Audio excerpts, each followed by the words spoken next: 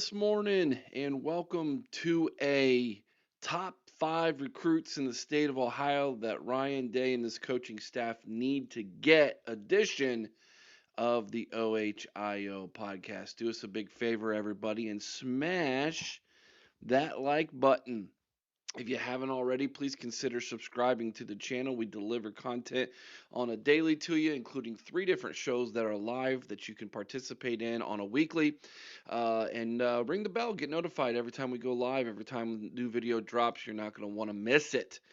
If at some point during this video you want to make a comment, please do so in the comment section below. It absolutely helps reach a much broader audience so more people can see this content as well. And we appreciate each and every single person who spends the time to watch these videos and make a comment. We absolutely do appreciate that, even if you disagree with us. That being said, let's dive right into today's video. The top 5 recruits from the state of Ohio in the 2026 class that Ryan Day and this coaching staff need to make sure they get. I am a big proponent of recruiting the state of Ohio. I think that that should be your base. I believe that you build your recruiting class from within.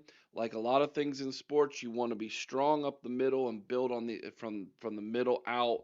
I think recruiting is a lot like that. I take a big emphasis in the Jim Tressel recruiting mantra, which is that you want to build a wall around the state of Ohio.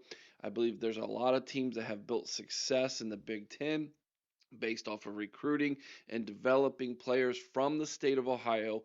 Kids from Ohio who play high school football in this state are just built differently, especially the kids in the trenches up front on the offensive line. I will continue to die on that hill and preach that to the day I die because I believe that the offensive linemen in the state of Ohio are just better. All right. That being said, let's start with number 5 and let's work our way down. Number 5 is Jakob Weatherspoon.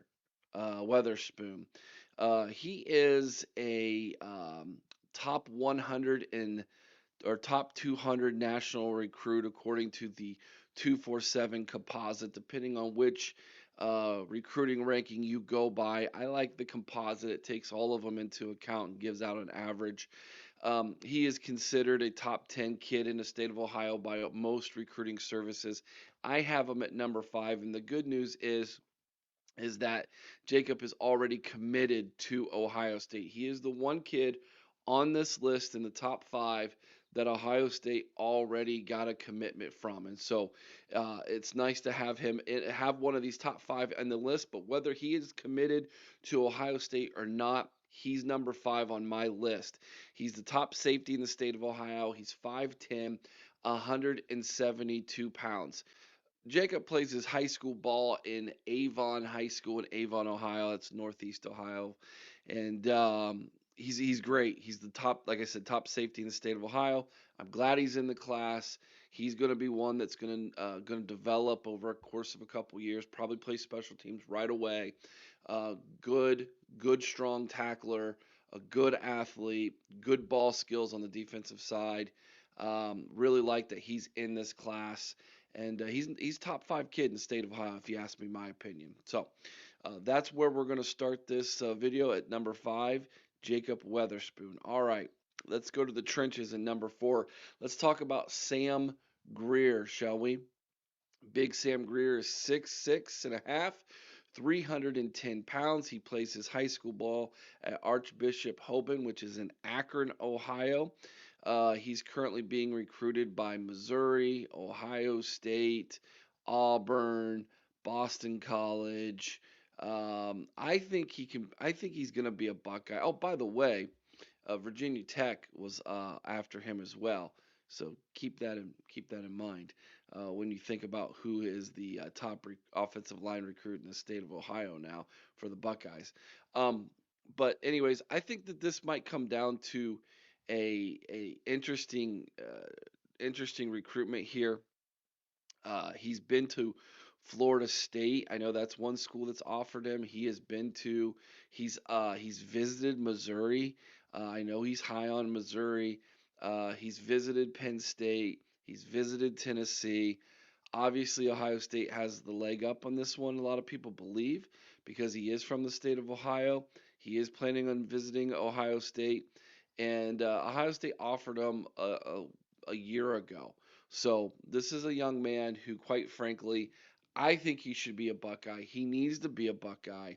I think he's got a great opportunity to come to Ohio State, take a couple years to develop, get on the field by his third year, and can do some good things.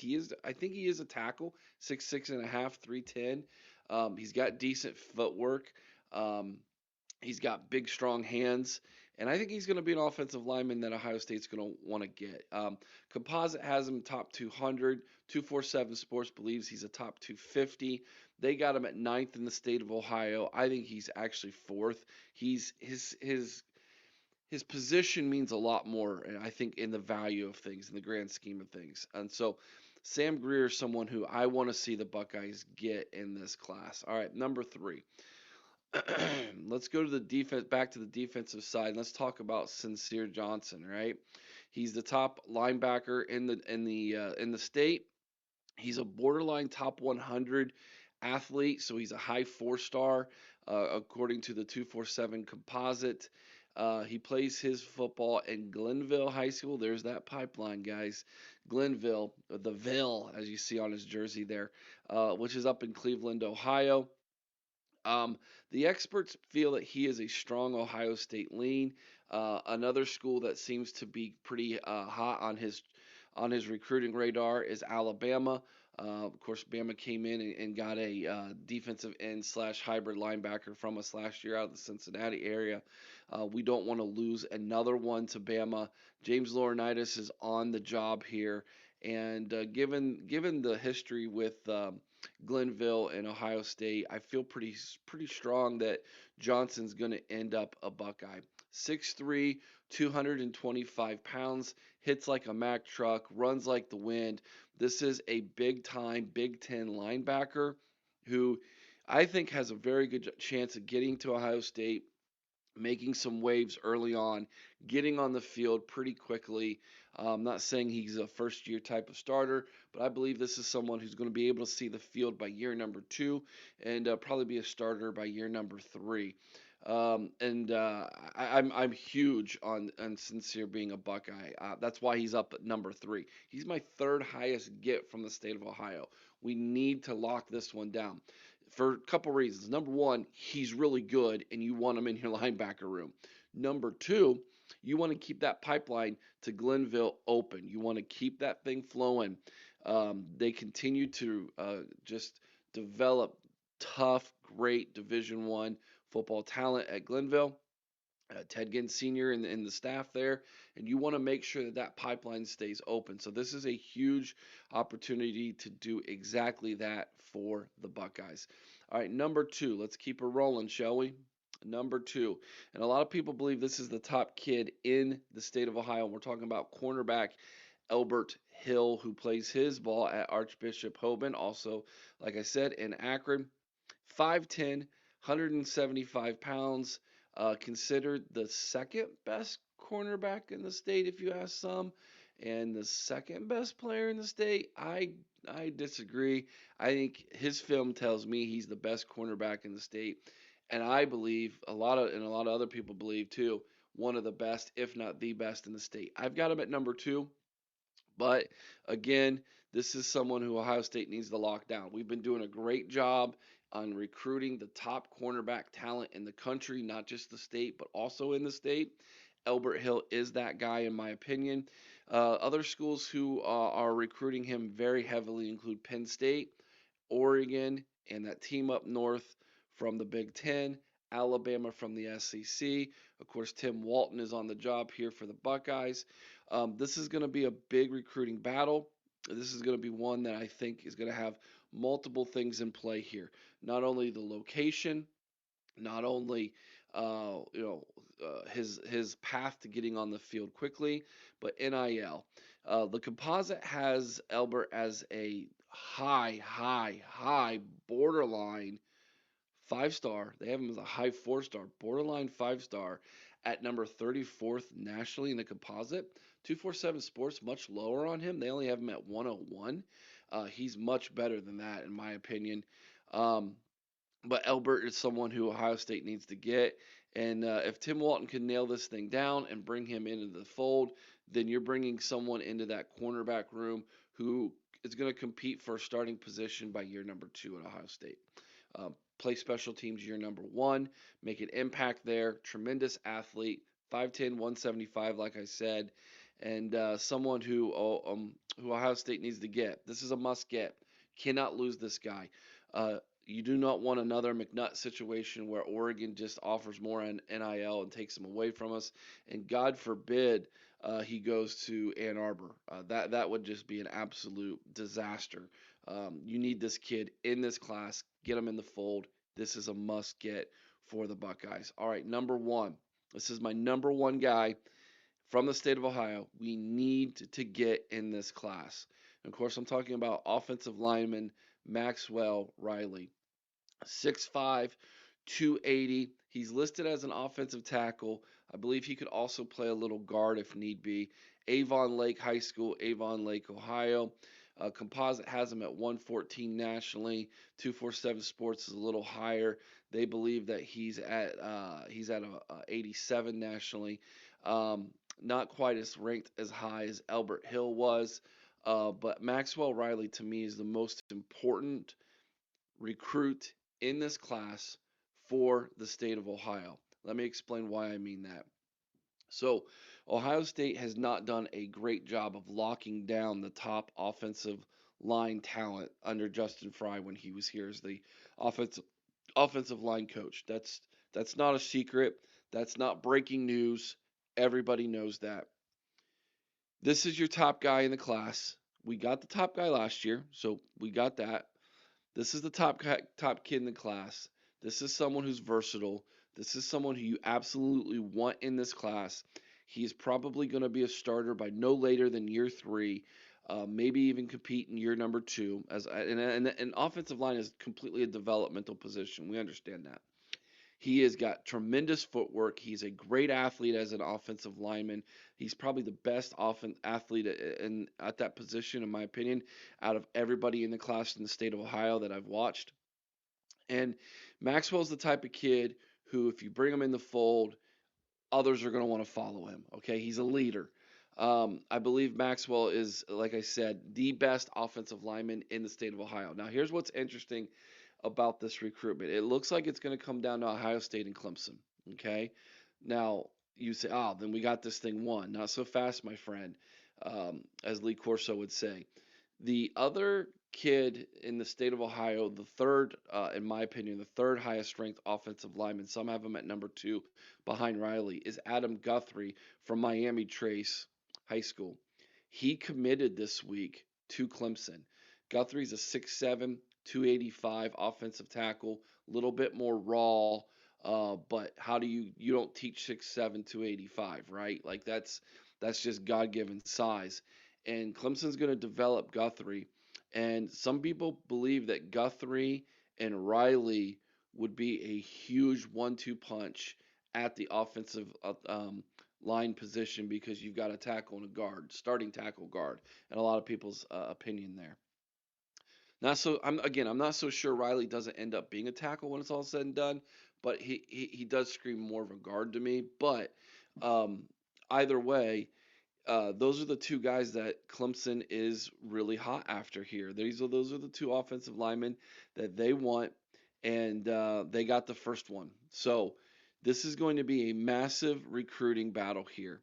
Ohio State needs to make sure that they win this one over Clemson. You lost the other one. Some people said, Ohio State wasn't as high on Guthrie as Clemson was. Maybe that's the case, but you can't lose Riley. Okay, this is a must-win recruiting battle for Ohio State, and Ohio State has been more successful than Clemson for about the last 5 seasons now, and to have Clemson come into your backyard, take your top talent away from you, is something that Ryan Day and this coaching staff absolutely under no circumstances can allow to happen. They've done it before. They did it again this year. We got to make sure that trend stops. Clemson does not need to be coming into Ohio and taking the top offensive line talent away from the Buckeyes. So we need to make sure we win this recruitment for Maxwell Riley. He is number one on my list. All right, so to reiterate, number 5, Jakob Weatherspoon. He's already in the class. Number 4, Sam Greer. It's going to be a battle for him, but we need to make sure we lock down that one. Sincere Johnson, number 3, linebacker from the Cleveland Glenville. I think he's going to be a Buckeye. Seems to be a pretty heavy Ohio State lean. Number 2, Elbert Hill, the top cornerback in the class in Ohio, in my opinion. Elbert, again from Akron area, he is somebody who we absolutely need to win. But just so you're all aware, this one's going to be a battle. There's no one is lying about that one. This one's going to be a battle to the end, and so does this one. This one feels like it's going to be a battle for number 1 Maxwell Riley against Dabo Sweeney and Clemson for his services. So all of this reminds me of one of my favorite verses from Psalm 118:24. This is the day which the Lord hath made. We will rejoice and be glad in it. Have a great day, everybody. Enjoy your weekend this weekend. It's sunny out this morning. Looks like the weather's going to take a little bit of a turn, start to warm up here at the latter part of the weekend into next week, which is great because I just got back from Florida on Thursday and it was super warm down there and it really made me want to get to spring here in Ohio quickly. So hopefully we can all experience some of that warmer temperatures here in the Buckeye State, and hopefully recruiting can start to pick up and get warm for Ryan Day and this coaching staff.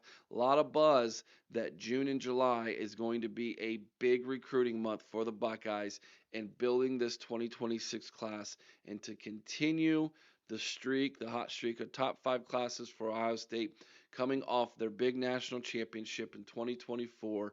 They want to make sure that they can capitalize that in the recruiting department with the class of 2026.